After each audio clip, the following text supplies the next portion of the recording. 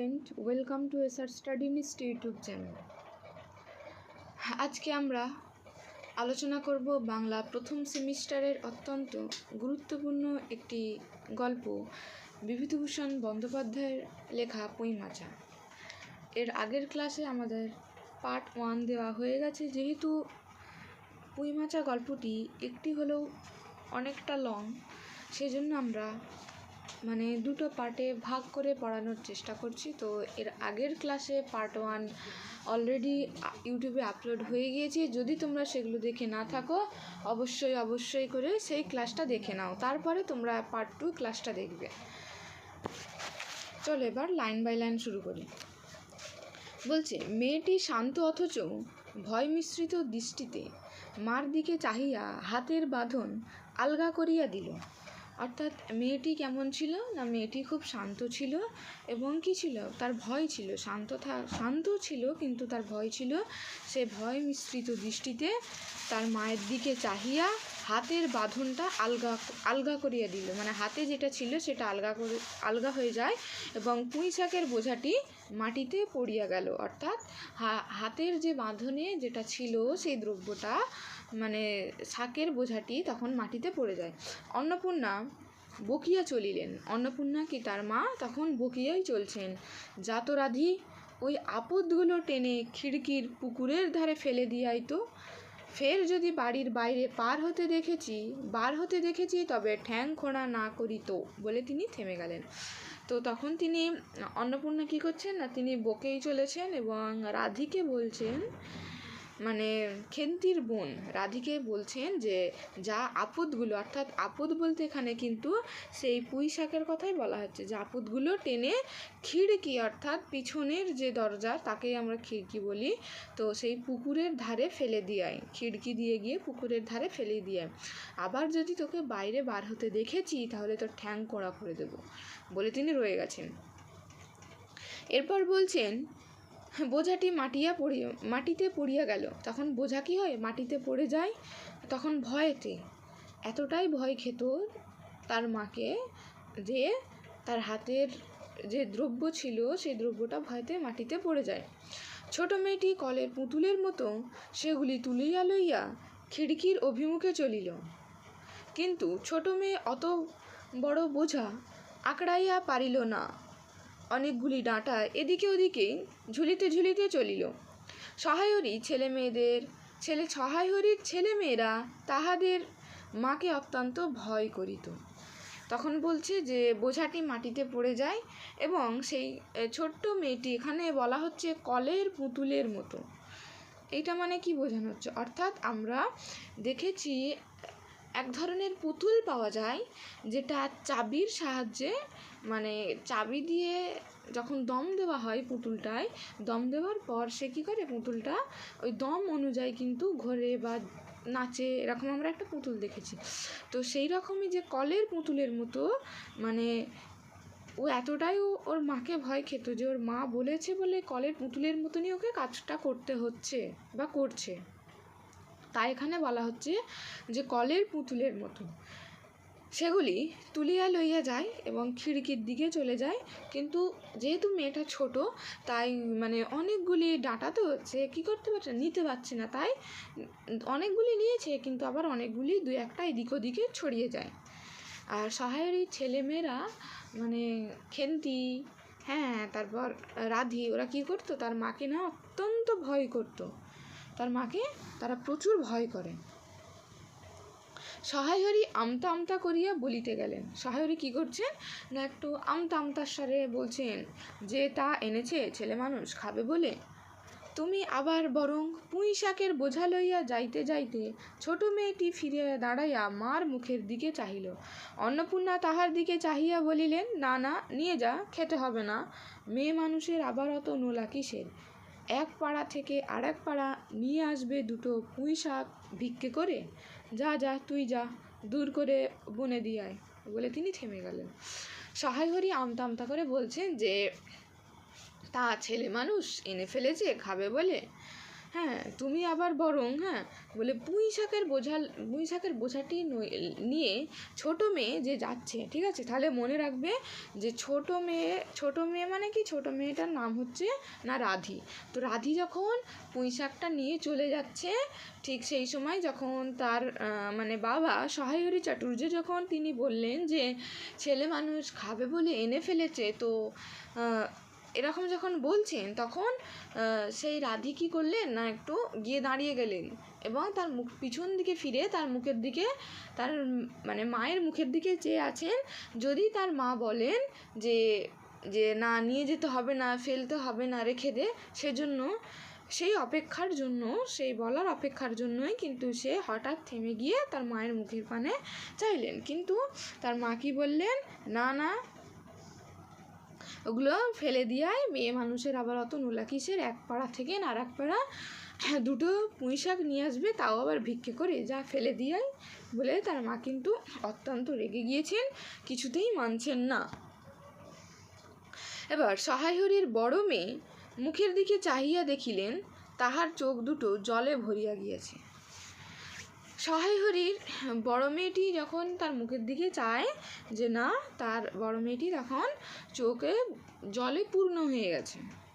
তার মনে বড় কষ্ট হইল, তার মনে কি হলো, খুব বড় কষ্ট হইল।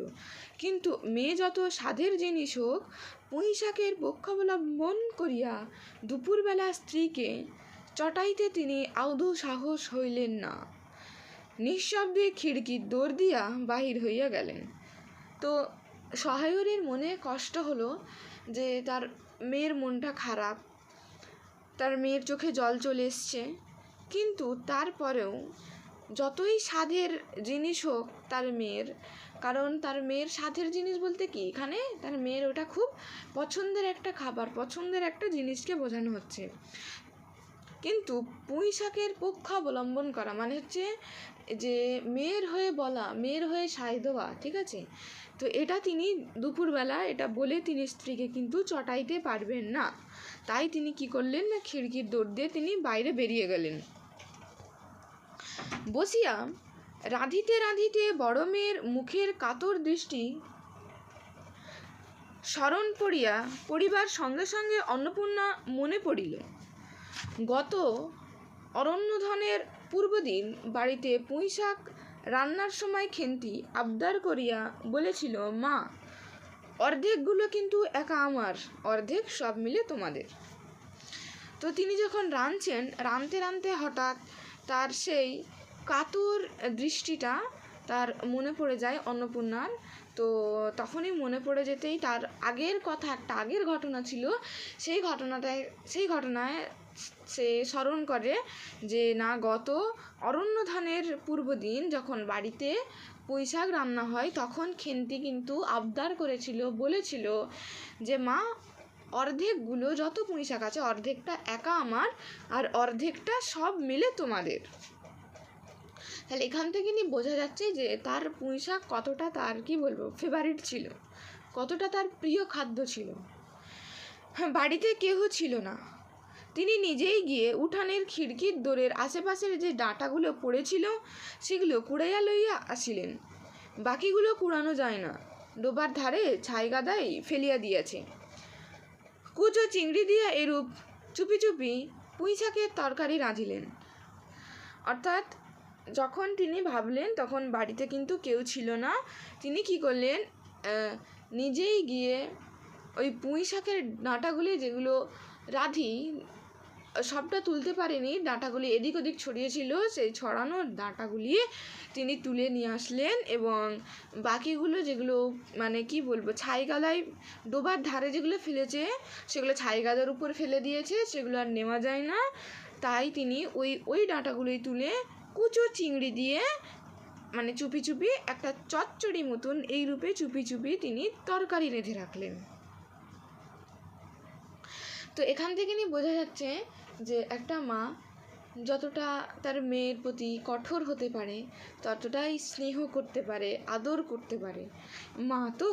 মায়ের মন তো বলা যায় না, বলা যায় যে পৃথিবীতে যদি নিঃস্বার্থভাবে ভালোবাসে তাহলে সেটা মাই হতে পারে।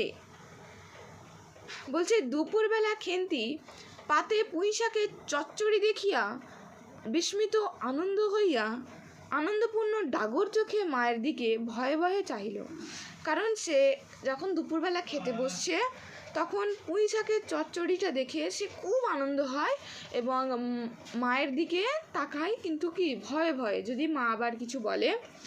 দুই একবার এদিক ওদিকে ঘুরিয়া আসিতে অন্নপূর্ণা দেখিলেন উক্ত পুঁই শাকের একটুও তাহার পাতে পড়িয়া নয়। পুঁই শাকের উপর তাহার এই মেয়েটুর কিরূপ লোভ তাহা তিনি জানিতেন। জিজ্ঞাসা করিলেন, কিরে খেন্তি, আর একটু চচ্চড়ি দিই? খেন্তি তৎক্ষণাৎ ঘাড় নাড়িয়া এই আনন্দজনক প্রস্তাব সমর্থন করিল।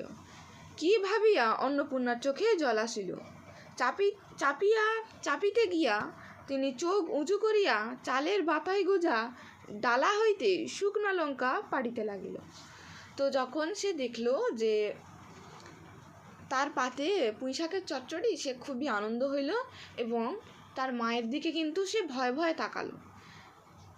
তারপর তার মা একটু চলে যায় এবং এসে দেখছে যতটুকু পুঁই শাক তাকে দিয়েছিল সে সবটুকু খেয়ে ফেলেছে। তো আবার তখন অন্নপূর্ণা জিজ্ঞাসা করে যে কি রে, আর একটু দিই? তখন সে আনন্দজনক প্রস্তাবটা কি করলো না সমর্থন করে নিল, না সে গ্রহণ করলো, বলল দাও। এবার এই ভাবিয়া অন্নপূর্ণার চোখে কি একটা ভাবে, অন্নপূর্ণার চোখে কিন্তু কি হয়, জল চলে আসে। এবার সেই জলটা একটা মা তার মেয়েকে কখনোই কিন্তু দেখাতে চায় না তার চোখের পানি বা জল। তো সেই পানিটা আটকানোর জন্যই দেখাতে যাবে না বলে কি করলো না একটু কি বলবো, চোখটা উঁচু করিল এবং চালের বাতায় গোজা ডালা হইতে শুকনো লঙ্কা, চাল ছিল, চালের বাতা বলতে আমরা দেখেছি আগেকার চালের বাতায় লঙ্কা টঙ্কা কি বলবো রাখে, সেই লঙ্কাটা নিতে গিয়ে চোখে কিছু একটা পড়ে, নিতে গিয়ে এরকমভাবে সেই চোখের জলটা সে আটকানোর চেষ্টা করছে যাতে তার মেয়ে বুঝতে না পারে।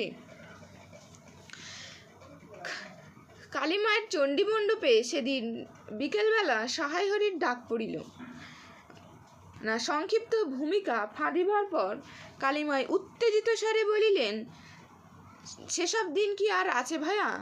এই ধরো কেষ্ট মুখুজ্জে, স্বভাব নইলে পাত্তর দেব না কিনা কাণ্ডই করলো। অবশেষে কিনা হরির ছেলেটাকে ধরে পড়ে মেয়ের বিয়ে দেয় তবে রক্ষে। কি তার স্বভাব রাম বলো, 6-7 পুরুষে ভঙ্গ পচা সশ্রিত। বলছে কালীমায়ের চণ্ডীমণ্ডপে সেদিন বিকেলবেলা সহায়হরিকে ডাকা হয় না, সংক্ষিপ্ত একটা ভূমিকা হয়। ভূমিকাটা ফাঁদিবার পর কালীময় উত্তেজিত স্বরে বলিলেন, সেসব দিন কি আছে ভায়া? এই কেষ্ট মুখুজ্জে, কি নাম না কেষ্ট মুখুজ্জে কি বলেছিল না, তার মেয়ের বিয়ের সময় বলেছিল যে স্বভাব না হলে পাত্র দেব না, ঠিক আছে, স্বভাব না হলে পাত্র দেব না বলে অনেক কাণ্ড করে ফেলেছিল।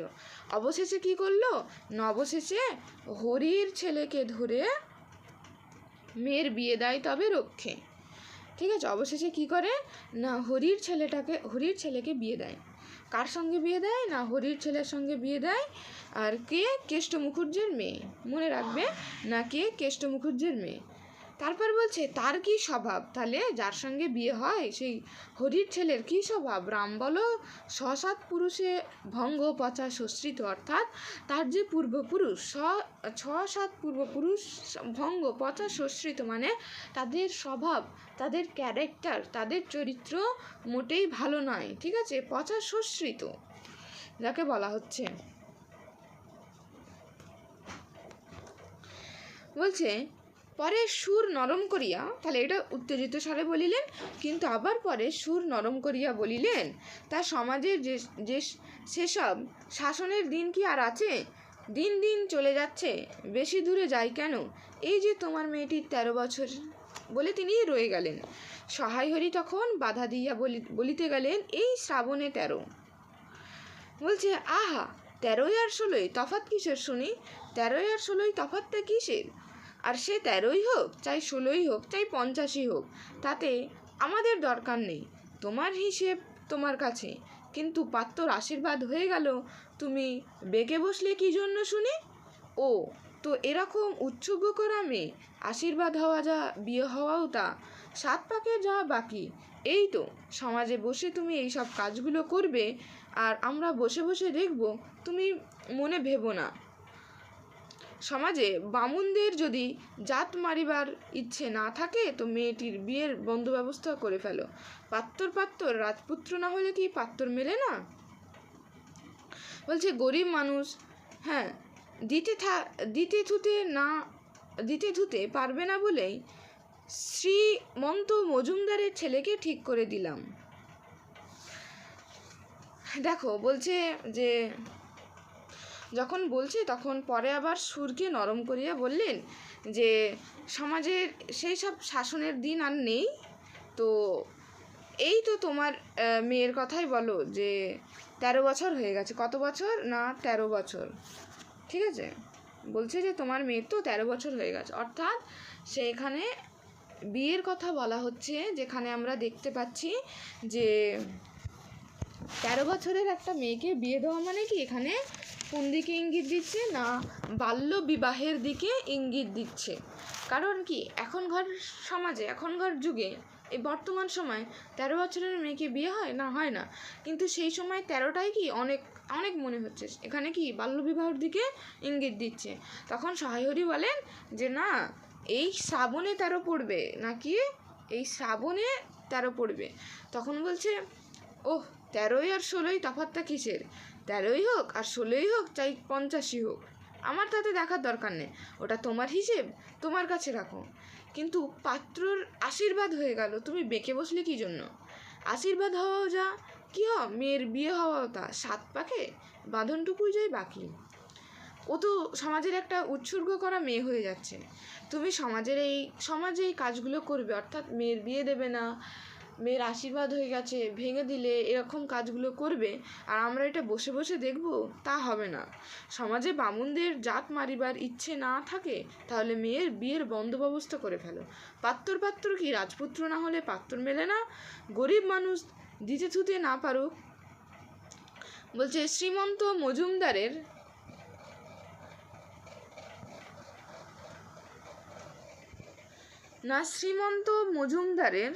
না কাকে ঠিক করে দিয়েছিল? শ্রীমন্ত মজুমদারের ছেলেকে ঠিক করে দিলাম। লেখাপড়া নাই বা জানলো, জজ ম্যাজিস্ট্রেট না হলেও কি মানুষ হয় না? দিব্যি বাড়ি, বাগান, পুকুর, হ্যাঁ, শুনলাম একটি নাকি কুঠির জমিতে 4টি আমল ধানও করেছে। ব্যবসায় রাজার হাল, 2 ভাইয়ের অভাব কি? তখন বলছে যে কি, হ্যাঁ, পাত্র রাজপুত্র না হলে কি পাত্র মিলবে না? হ্যাঁ, যে না, তারা হচ্ছে 2 ভাই, না কয় ভাই, না তারা হচ্ছে 2 ভাই। কি আছে না কোন ছেলের সঙ্গে ঠিক করেছিল? শ্রীমন্ত মজুমদারের ছেলের সঙ্গে ঠিক করেছিল। লেখাপড়া কিন্তু জানে না, লেখাপড়া না জানলে কি মানুষ হয় না? কি আছে না বাড়ি, বাগান আছে, পুকুর আছে। আবার শোনা গেছে যে 20 জমিতে, না কার জমিতে, 20 জমিতে 4টি আমল ধান করেছে। না কোন ধান? আমল ধান। হ্যাঁ হ্যাঁ, ব্যবসা কি তাদের রাজার হাল। হ্যাঁ, আবার 2 ভাই, অভাব কিসের? বলছে ইতিহাসটা হইতেছে এই যে, এবার এর ইতিহাস আছে একটা, সেটাই বলছে যে মণিগাঁয়ের উক্ত মজুমদারের মহাশয়ের পুত্র কালীময় ঠিক করিয়া দেন। কেন? কালীময়ের মাথা ব্যথা করিয়া সহায়হরি মেয়ে বিয়ের সম্বন্ধ মজুমদার মহাশয়ের ছেলের সঙ্গে ঠিক করিতে গেলেন। তাহার কারণ নির্দেশ করিয়া যাইয়া কেহ বলেন যে কালীময় নাকি মজুমদার মহাশয়ের কাছ থেকে অনেক টাকা ধারেন, অনেকগুলি সুদ পর্যন্ত বাকি, শীঘ্রই নালিশ হইবে ইত্যাদি। এই গুজব যে শুধু অবান্তর তাহা নয়, ইহা কোনো ভিত্তি আছে বলিয়াও মনে হয় না। ইহা দুষ্টপক্ষের রটনা মাত্র। যাহাই হোক, পাত্রপক্ষ আশীর্বাদ করিয়া যাওয়ার দিন কতক পর সহায়হরি টের পান যে পাত্রটি কয়েক মাস পূর্বে নিজের গ্রামের একটি কি একটা করিবার ফলে গ্রামের কুম্ভকার বধূর আত্মীয় স্বজনের হাতে বেদম প্রহার খাইয়া কিছুদিন নাকি শয্যাগত ছিলেন। এইরকম পাত্র মেয়ের বিয়ের প্রস্তাব মনঃপূত না হওয়ার সহায়রী সম্বন্ধটা ভাঙিয়া দেন।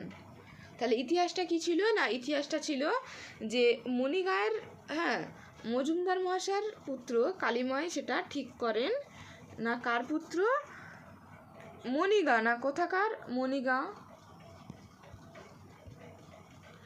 ঠিক আছে, মণিগায়ের কার পুত্র না মজুমদার মহাশয়ের পুত্র। এবার কালীময় ঠিক করেন কি জন্য না, এবার তার কাছে অনেক টাকা কি করেন ধার করেছেন এবং অনেক সুদ পর্যন্ত বাকি, শীঘ্রই তার নামে নালিশ হয়ে যেতে পারে, সেই জন্য তিনি তার এই বিয়েটা ঠিক করেন। কিন্তু এটা যে এই গুজবটা কতখানি ঠিক, ঠিক আছে, এটা মানে কি ইহা দুষ্টপক্ষের রটনাও হতে পারে। তো যাই হোক, পাত্রপক্ষে যখন আশীর্বাদ হয়ে যায়, সহায়রী তার কয়েক মাস পর টের পান। কত মাস না মাস উল্লেখ করেনি, কয়েক মাস বলেছে।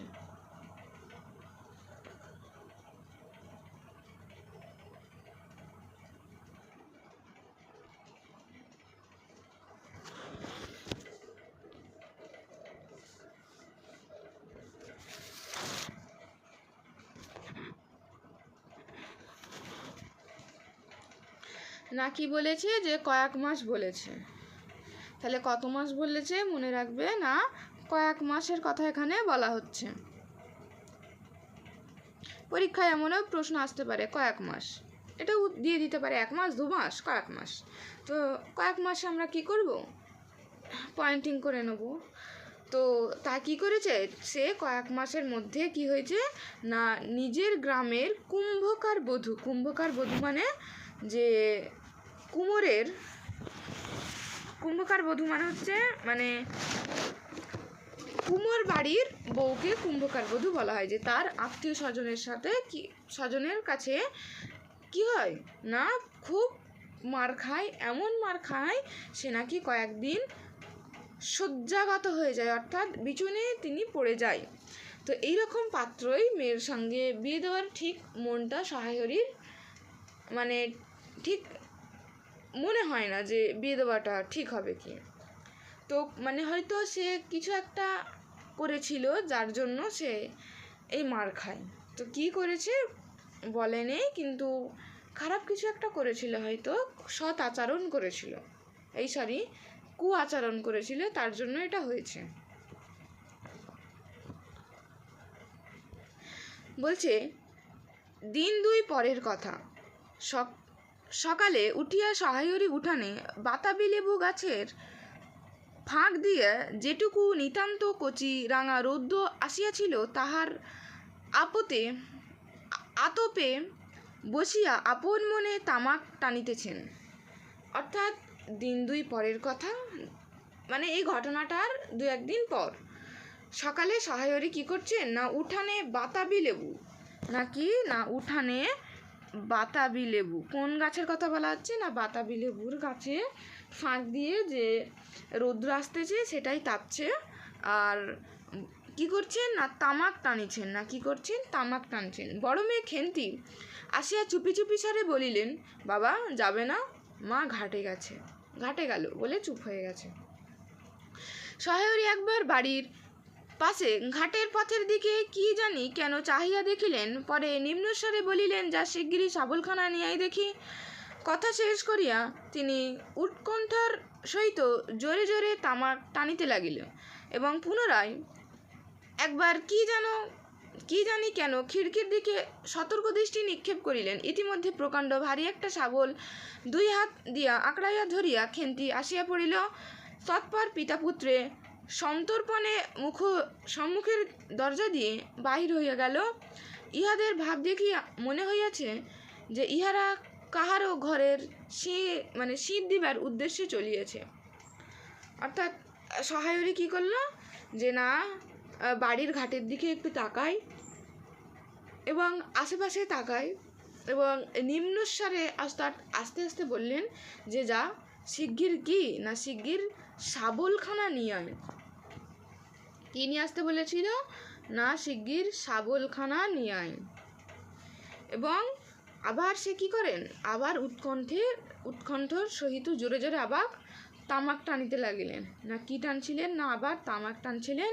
এবং আবার পুনরায় কী করলেন, না খিড়কির দিকে সতর্কর সাথে তিনি দেখলেন এবং ইতিমধ্যেই সেই ভারী কী ছিল, না প্রকাণ্ড ভারী, হ্যাঁ, একটা লোহার শাবল, কিসের শাবল, না লোহার শাবল আঁকড়াইয়া ধরা খেন্তি আনলে এবং পিতা পুত্রের সন্তর্পণে, হ্যাঁ, সম্মুখের দরজা দিয়ে তারা বাহির হইয়া যায়। এবং ইহাদের ভাব দেখে কি মনে হয়েছে, যে কাহাদের ঘরে শীত দিবার উদ্দেশ্যে তাহারা যেন চলিতে লাগিয়েছে। অন্নপূর্ণা স্নান করিয়া সবে কাপড় ছাড়িয়া উনুন ধরিবার জোগাড় করিতেছে। মুখুজ্জে বাড়ির ছোট খুকি দুর্গা আসিয়া বলিল, খুড়িমা, মা বলে দিয়ে খুড়িমাকে গিয়ে বল, মা ছোবে না, তুমি আমাদের নবান্নটা মেখে আর ইতর ঘটগুলো বার করে দিয়ে আসবে। মুখুজ্জে বাড়ি ও পাড়ায় যাইবার পথে বাঁ ধারে এক জায়গায় শেওড়া, বনভাট, রাংচিতা, বনচালতা গাছের ঘন বন শীতের সকালে এক প্রকার লতাপাতার ঘন গন্ধ বন হইতে বাহির হইয়াছে। একটা লেজ ঝেলা হলদে পাখি আমড়া গাছের এডাল হইতে ওডালে যাইতেছে। অর্থাৎ অন্নপূর্ণা তার স্নান করা হয়ে গেছে, স্নান সেরে কী করছে, না কাপড় ছেড়ে সবেমাত্র সে উনুনটা ধরিয়েছে। সেই সময় মুখুজ্জে বাড়ির ছোট খুকি, কি নাম ছিল, না দুর্গা। তাহলে কোন বাড়ি, না মুখুজ্জে বাড়ির ছোট খুকি দুর্গা। সে এসে বলে যে, খুড়িমা, মা বলে দিয়েছে যে খুড়িমাকে গিয়ে বল, তুমি আমাদের নবান্নটা মেখে, হ্যাঁ, যে ইতর ঘটগুলি বার করে দিয়ে আসবে। না নবান্ন মেখে ইতর ঘটগুলি বার করে দিয়ে আসবে। মুখুজ্জে বাড়িটা কি না কোথায় ছিল, না মুখুজ্জে বাড়িটা ছিল ও পাড়ায়। যাইবার পথে কি কি পেরুতে হবে, না শেওড়া, বনভাট, রাংচিতা, বনচালতা গাছের এই যে বন জঙ্গল, সেগুলো পেরিয়ে যেতে হবে। এবং সেই গাছে কি করে, না একটা লেজ ঝোলা হলদে পাখি আমড়া গাছের ডালে, না ডাল হইতে ওই ডালে যাচ্ছে। যে একটা হলুদ পাখি আমড়া গাছ, না কোন গাছ, না আমড়া গাছ, এ ডাল হইতে ও ডালে যাইতেছে। দুর্গা তখন আঙুল দিয়া দেখিয়া বলিল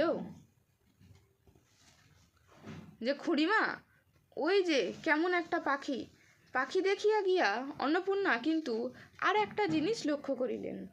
ঘন বনটার মধ্যে কোথায় এতক্ষণ খুব খুব করিয়া আওয়াজ হইতেছিল, কেন যেন কি খুঁড়িতেছে। দুর্গার কথার পরে হঠাৎ সেই বন্ধ হয়ে যায়।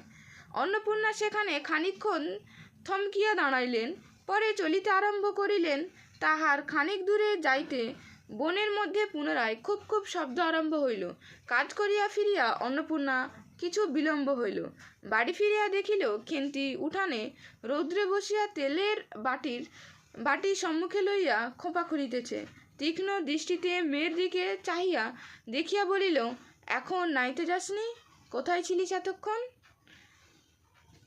তো দুর্গা যখন সেই পাখিটার দিকে ইঙ্গিত করে যে, খুড়িমা, হ্যাঁ, ও দেখো একটা কেমন পাখি, তো এই ঘন বনটার মধ্যে কোথাও যেন এতক্ষণ একটা খুব খুব শব্দ হচ্ছিল।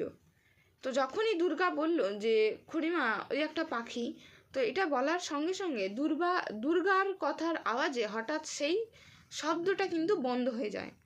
অন্নপূর্ণা সেটা কিন্তু লক্ষ্য করে এবং সেখানে খানিকক্ষণ দাঁড়িয়ে যায়। তারপর সে চলতে লাগে। তাহার খানিক দূরে যাইবার বনের মধ্যে যে খুব খুব শব্দটা হচ্ছিল, সেটা পুনরায় আবার কি হয়, না শুরু হয়। তো কাজ করিয়া ফিরিতে অন্নপূর্ণার একটু দেরি হয়ে যায় এবং বাড়ি ফিরে দেখে যে খেন্তি উঠানে রোদ্দে সে তেলের বাটি নিয়ে বসে চুলের খোপা খুলছে। তখন খেন্তি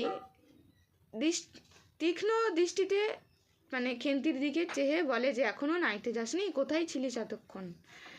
খেন্তি তাড়াতাড়ি উত্তর দিল, এই যে মা, এক্ষুনি যাবো আর আসবো। তো খেন্তি তখন উত্তর দেয় যে, এই যে মা, যাবো আর আসবো। খেন্তি স্নান করিয়া যাইবার একটুকু পরে সহায়রী সৎসাহে 15-16 সের একটি ভারী একটা মেটে আলু ঘাড়ে করিয়া কোথা হইতে আসিয়া উপস্থিত হইলেন এবং সম্মুখে স্ত্রীকে দেখিয়া কৈফিয়তের দৃষ্টিতে সেই দিকে চাহিয়া বলিলেন যে ও পাড়ার ময়সা চৌকিদার রোজি বলে, কর্তা ঠাকুর, তোমার বাপ থাকলে তবুও মাসে মাসে এদিকে তোমার পায়ের ধুলো পড়িত, তা আজকাল তো তোমার আর আসো না। এ বেড়ার গায়ে মেটে আলু করে রেখেছি ও দাদা ঠাকুর, বরং বলে তিনি রয়ে যান।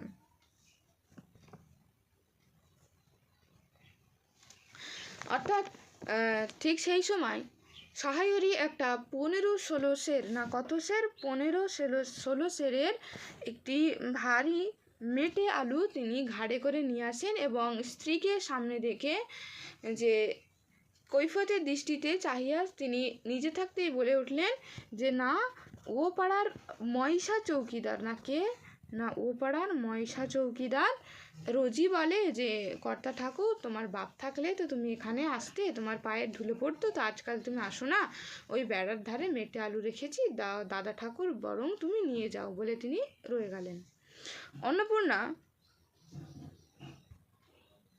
স্থির দৃষ্টিতে স্বামীর দিকে চাহিয়া বলিলেন, বরজপোতার বনের মধ্যে খানিক আগে কি করছিলে শুনি? তো ওই বনটার নাম এখানে বলে দিয়েছে না, কি বনের নাম? যে বনে আওয়াজ হচ্ছিল সেটা হচ্ছে না বরজপোতার বন। তো জিজ্ঞাসা করছে যে বরজপোতার বনে খানিক আগে কি করছিলে শুনি?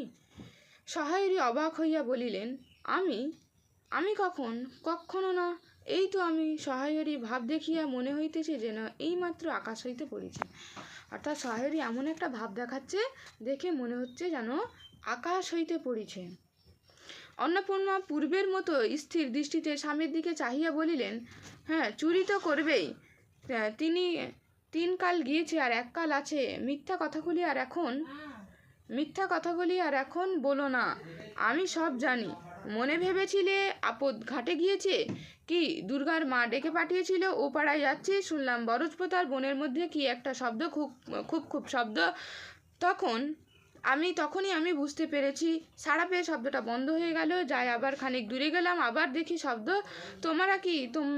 তোমার কি মানে ইহকাল ও পরকাল নাই? চুরি করতে, ডাকাতি করতে, কি যা করতে ইচ্ছা হয় করো, কিন্তু মেয়েটাকে আবার এর মধ্যে নিয়ে গিয়ে ওর মাথা খাওয়ার কিসের জন্য? সহায়রী হাত নাড়িয়া বরজপোতায় তাহার উপস্থিত থাকার বিরুদ্ধে কতকগুলি প্রমাণ উত্থাপন করিবার চেষ্টা করিতে গেলেন, কিন্তু স্ত্রীর চোখের দৃষ্টির সামনে তাহার বেশি কথাও জোগাইল না। অর্থাৎ অন্নপূর্ণা সে বলছে যে তোমার 3 কাল গিয়েছে, 1 কাল আছে, মিথ্যা কথা আর বলো না। আমি সব জানি। তুমি ভেবেছিলে যে আপদ, অর্থাৎ আমি ঘাটে গেছি, হ্যাঁ, সেই সময় তুমি সেই ফাঁকে গিয়েছিলে, কিন্তু দুর্গার মা আমাকে ডেকে পাঠিয়েছিল।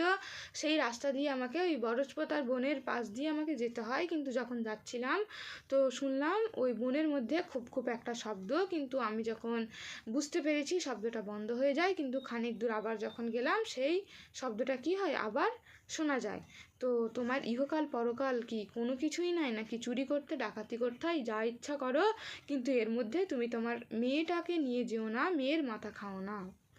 সহায়রী এই বরজপোতার তাহার উপস্থিতি থাকার দরুন না থাকার দরুন সে অনেক প্রমাণ জোগাড় করতে লাগলো, কিন্তু সে কি করলো, স্ত্রীর সামনে তাহার দৃষ্টির সামনে সে বেশি কথা জোগাইতে পারল না,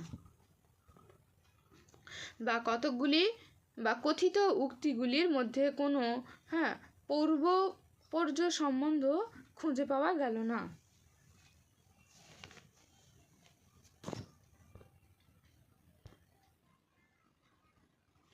তো আজ ক্লাসটা এই পর্যন্তই। এর পরের ক্লাসে আমরা এর পরের আরেকটি পার্ট নিয়ে আলোচনা করব, কারণ ভিডিওটা অর্থাৎ ক্লাসটা অনেকটাই লং হয়ে যাচ্ছে। তো ভেবেছিলাম 2টো পার্টে হয়ে যাবে, কিন্তু না, এটা 3টে পার্টে হয়তো ভাগ করতে হবে। তো আজ ক্লাসটা এই পর্যন্তই, দেখাবে পরের ক্লাসে। ততক্ষণ ভালো থাকো, সুস্থ থাকো।